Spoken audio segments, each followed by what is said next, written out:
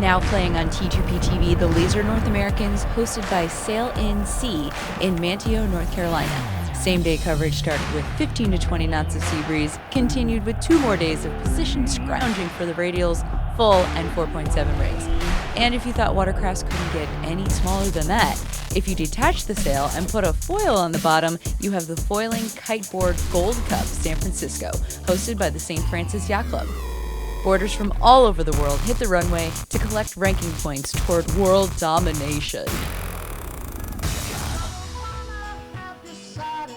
Bringing it back to the East Coast, T2P TV and U.S. Sailing joined forces to make an episode of The Beat with Katie Nastro about the Bear Bar and Grill Regatta to benefit crab. Chesapeake region accessible boating makes it easier for people with mental and physical handicaps to trade in their wheelchairs for boats and give their bodies and minds the challenge, risk, and reward that sailing provides.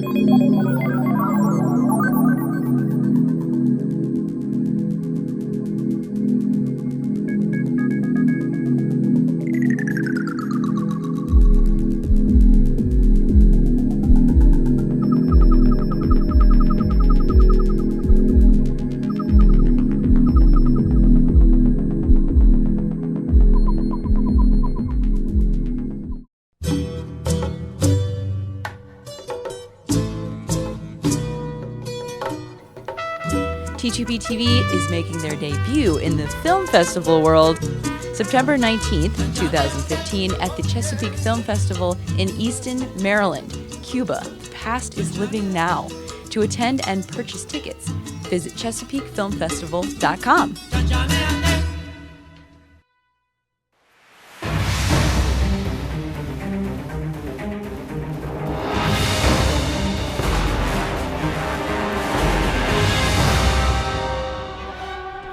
Storm Trysail's Block Island Race Week posted one of the best 5 consecutive days of racing ever off the coast of Rhode Island.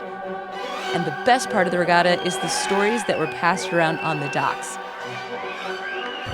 Being a member of the Storm Trysail Club has been one of the greatest things in my sailing life. The storm that qualified myself for membership was in the Key West to Baltimore race. And we thought it was going to be a nice sail, right? And we saw a front come through the sky, and we had another blow of about 70 knots. Jack Potter says, "Hey guys, let's set the spinnaker. It's only blowing 50.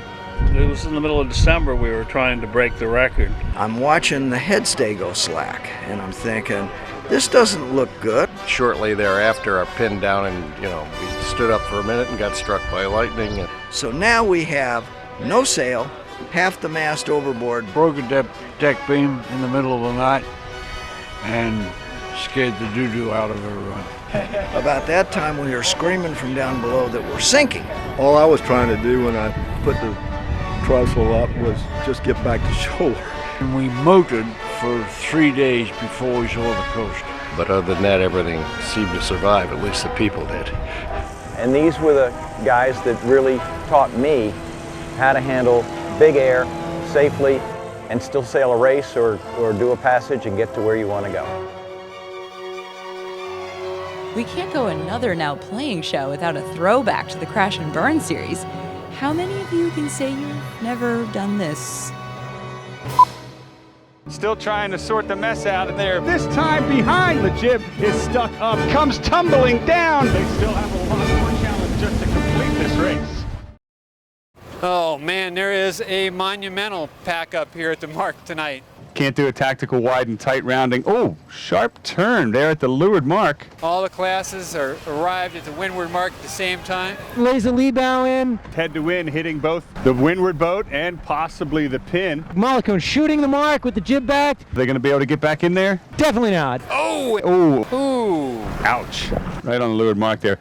And Bruce, there is what they're trying to avoid. Simon Strauss had a nice beat going, but now they're stuck on the weather mark. We have boats and irons. The boat's pointing backwards. We have boats with spinnakers trying to go up when they're on the wrong tack. She's dragging the mark downwind, which is actually an advantage for some of the approaching boats. So not only do the fleet have to round the orange cylinder, they have to round bow number 34 as well. Poor Melinda, you know, she hit the starting pin as well today too, so at least she's consistent. Several of those clips were archived from the Annapolis Yacht Club Wednesday night races, but in recent years, the fleet of 120 boats has been incredibly well behaved, at least when our cameras are rolling, that is. The Chicago Mackinac Race is an annual 333-mile race from the city of Chicago to Mackinac Island, Michigan. It is the oldest annual freshwater distance race in the world, and this year, over 350 boats came out to race with a light air start. More from Rhode Island. The New York Yacht Club Annual Regatta presented by Rolex is a similar format to Block Island, but the round the island is shorter and the boats can be up to 150 years older. Dazzling new dancers and dubious duelers flood the Narragansett Bay every year for this stunning regatta. And speaking of Rolex, it's almost time again for the Rolex Big Boat Series in San Francisco, California. St. Francis Yacht Club innovates kiteboarding and stadium-style racing, attracting big IRC, multi-hull, and one design fleets from around the globe with their big bridges, big breeze, and big competition.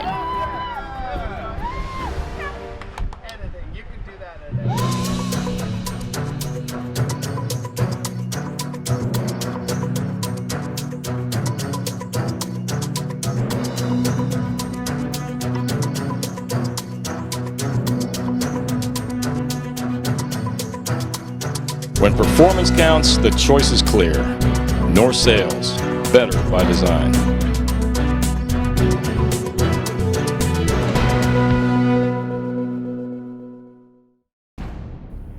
As always, you can catch Sebastian Destromo's Desktop News on T2P TV. His report covers racing all across Europe in boats you have heard of and boats you haven't. The second edition of the Solar Monte Carlo Cup is a bit special to our heart. Powered only by the sun, these solar dragonflies can reach a speed up to 25 knots and have unlimited autonomy in the sunshine. The Solar Cup comprises 3 events: an endurance race of 30 miles in the Bay of Monaco, a test of maneuverability on a slalom course, and a one-on-one speed duels. Most of the 16 boats have been designed and built by engineering students from 6 countries across Europe and Russia, keen to promote solar power and demonstrate its viability and performance. Along the same waterline as this boat's being made out of different materials strikes closer to home in Annapolis' own Ego Alley. Hi, my name is Amy Poison. I am with Anne Arundel County Public Schools and I'm teaching the STEM Sailing Engineering program. These are students who are in between 9th and 12th grade and they have learned the engineering side of sailing, including hull design and sail design. Yeah. All right, boat number 1 was your group. And they've implemented these new skills by building some cardboard boats with trash bag sails, and now we're going to test them. Our project was to build a boat made out of cardboard and other materials. One thing is we can't buy anything and it has to be like recyclable. Also it has to float on the water and has to be powered by wind. We cut up a trash bag for the sail. We used balsa wood for the mast. David, what else did we do? Put tape on the side so the water doesn't seep in through in between the cardboard pieces. Spray foam came in very handy for creating an air pocket because we have 2 layers of cardboard, so it came in really handy. And then the water bottles create extra stability. Well, I'm going to be driving it, and I was chosen because, I mean, I'm the smallest and the lightest, so. We're all really big. Yeah! Yeah! The face of the team. Okay, guys, let's float something. Woo! You got it. I believe in you. Come on, come on. I believe that we will. I believe that we will. Yeah, time.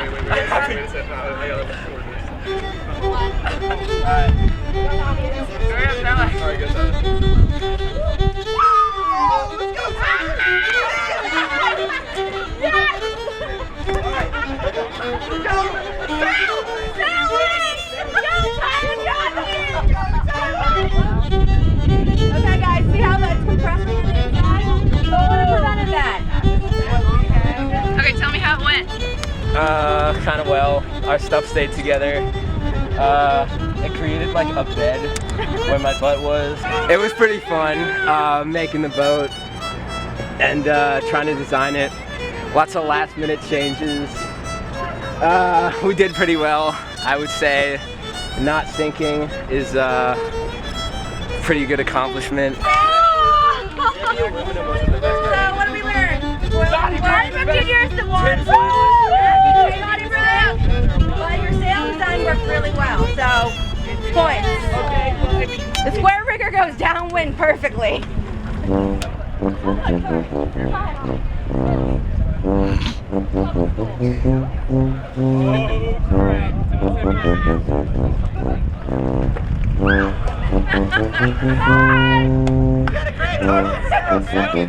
That didn't work.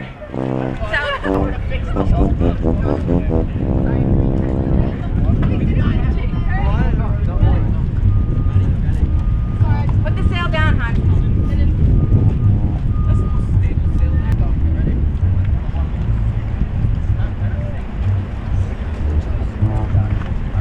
Yeah, we'll get blown just a little bit to the back. Hey guys, push him off the back real hard. Give him a little love shove. Let's go. There's no wind. Yes, it's working. Go. I'll go get you out of Eastport later. Lean your weight to the right, hard. There you go. Now turn on the left side.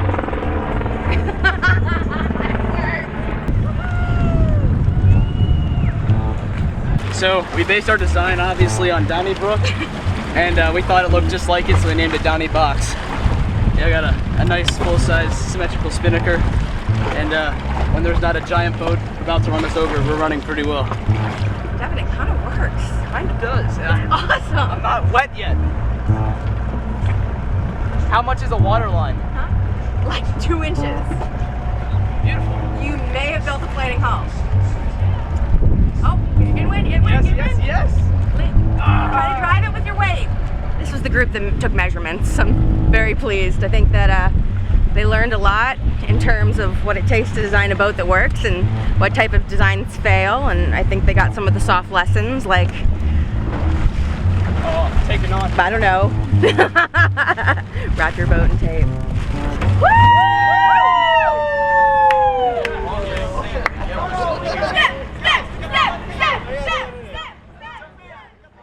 Make sure you stay in touch with us on Twitter and Facebook and tell us when you'll be at these events. For T2P TV, this is Ashley Love.